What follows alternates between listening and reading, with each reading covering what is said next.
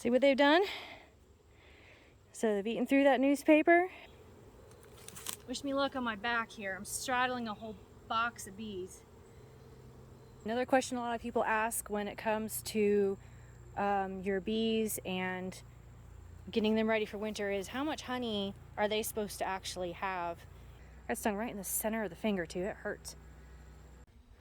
Okay, I know this looks absolutely chaotic.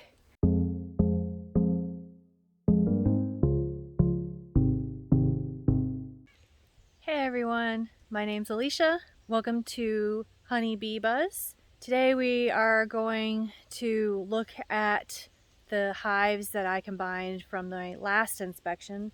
So we're going to go through and inspect them to make sure that the queen is still there and to give them their final hive configuration. We will also be going over how to prepare your hives for the upcoming winter. So this is the current hive configuration. It was beta combined 2 pinkie pie. You can see the newspaper down here. So I'm hoping that when we're done, we will possibly have just these 2 deeps here, completely full of honey. And the bees won't need this top at all. But we will see. We'll see how much honey is in that top medium there. And this is Aries combined 2 Mel's babies. So Aries, oh, don't focus on my finger camera.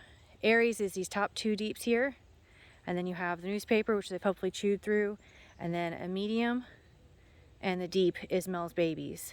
So the ending configuration, depending on what they have in this configuration as far as honey. If I find a lot of honey in these deeps, we might just make them 2 deeps for the winter. If I find just enough to make up 1 deep, and there's plenty of honey in this medium here, and let's say the combination I just showed you, the one that had the medium on top, let's say that one has plenty of honey in it, and that hive doesn't need it, might combine it and put it here on the bottom of the hive. So we'll just wait and see what I find inside of these and go from there. Okay, let's do Mel's babies. See how they did with their combination.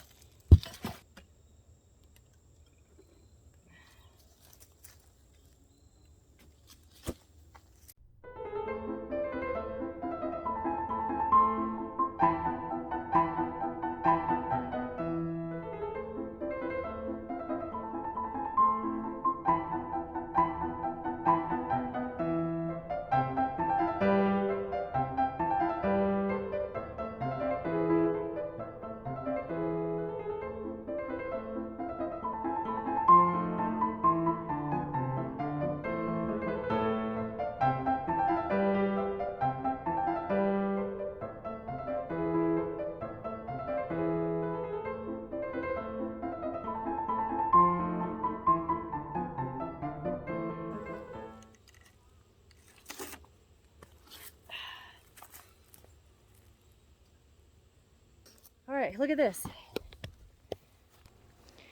See what they've done? So they've eaten through that newspaper, and they've combined, by the looks of things, like 80% or so is eaten up. So I'm going to go ahead and tear the rest of this off, and I'm going to go see what they have in this bottom deep down here and get them all reconfigured. Okay, I know this looks absolutely chaotic. The medium that was part of Mel's babies is on the bottom because it's chock full of honey. It's a good place for them to start. This is the box that was just below that medium. Pretty sure it's got the queen in it, so I want that one to actually be on top of that medium. In the meantime, this box has frames that have drawn out comb with no honey or very little honey or like nothing. So I'm going through these 2 boxes, just finished that one, and taking any frames that are full of honey. I filled that one already, and then I hope to take any frames in here that have no honey, because there were a few, and take those out and use the frames from this box and put them in there, and then that will be 1 complete hive. That's what's going on in my head right now. Final configuration for Mel's babies. We have a medium and 2 deeps, and everything is 90% chock full of honey, so they are set for winter. I accidentally grabbed a bee. That's propolis. I find that really helps with stings and helps very quickly. I got stung right in the center of the finger too. It hurts. With this box that's left over, I'm going to use my Honeybee Gone spray and a fume hood, or in this case I'm using just another top cover, and that will chase them off of this, and then I'll take this home and freeze everything. Okay, another question a lot of people ask when it comes to your bees and getting them ready for winter is how much honey are they supposed to actually have in order to get through winter. Like I said, you saw the hive configuration here. Told you in it earlier, I think that 2 deeps is okay here in North Carolina. If you actually want weight, then it's going, hang on, let me take this off for just a moment.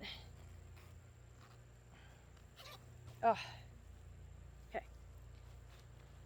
If you actually want weight, it is approximately 60 pounds here in North Carolina. If you're up in upstate New York area, north, 90 pounds. And Florida, you can probably get away with about 30 pounds.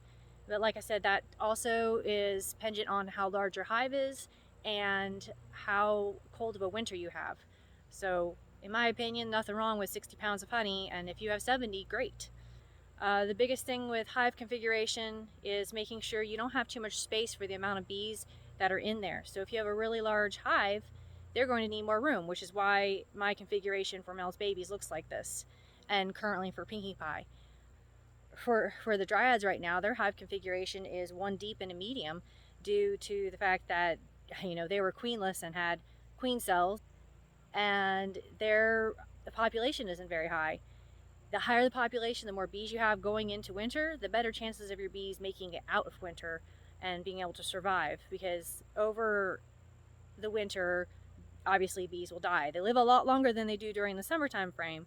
Let's see. Let's wait. Honey, ventilation. Oh, ventilation. Let's go over ventilation. What should you do for your bees in the winter for ventilation? I'm going to use this hive right here. This is empty, pretty much empty hive. So what we have, this is your inner cover, right?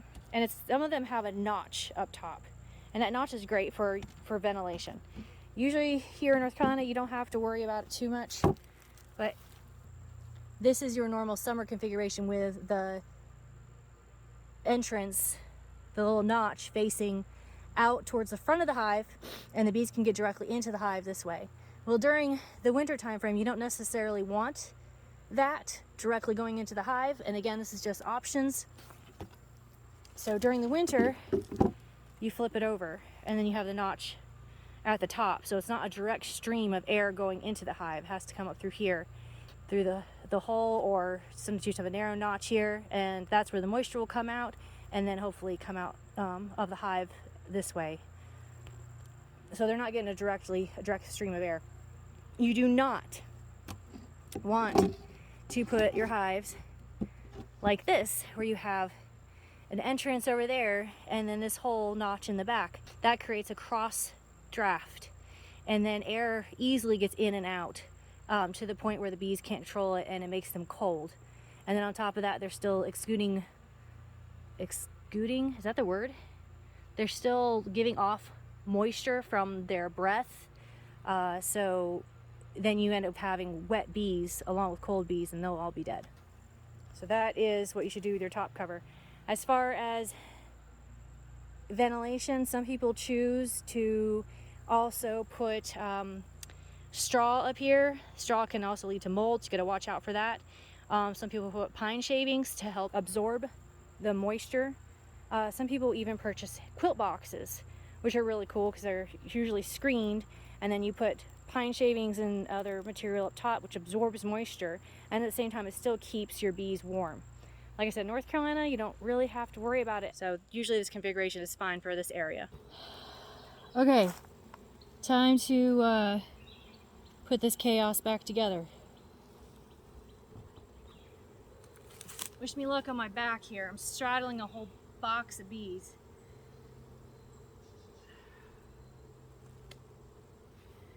And of course they're stuck together.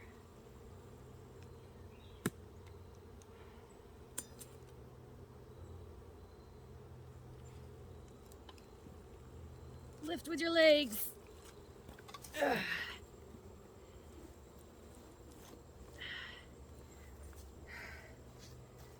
Whew. Okay. Okay, so there's the hive configuration. Medium and 2 deeps.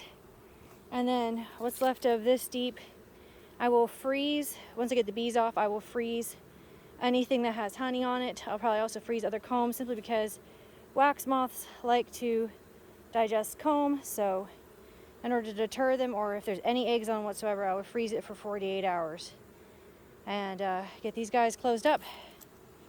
Good news is the other hives in the combination with the grease patty has worked beautifully. All of the bees look normal again. No one looks wet or bloated or their wings out of, you know, aren't linked together the way they're supposed to be. So this is good, and everybody is ready for winter. Thank you so much for watching. If you like what you see, please click the like button down below. And if you have any questions for me, by all means put them in the comments and I'll be happy to try to answer them as best I can. I just finished up my semester with Cornell University's Master Beekeeping Program, and I have one more quote-unquote semester to go. I say in quotations because their semesters for this program are basically only 3 to 4 weeks long, and then there's plenty of time in between to take care of your bees and take care of your household and other things that are going on. But those 3 or 4 weeks is very intense. You're putting a lot of hours in those weeks into the program. But I've learned a whole lot. I absolutely have enjoyed learning with Cornell. I look forward to continuing to learn more in the next semester, which starts in January, and then I'll have my final. Thank you so much for watching and learning with me. I really appreciate it. I hope you all have a very blessed day. Bye.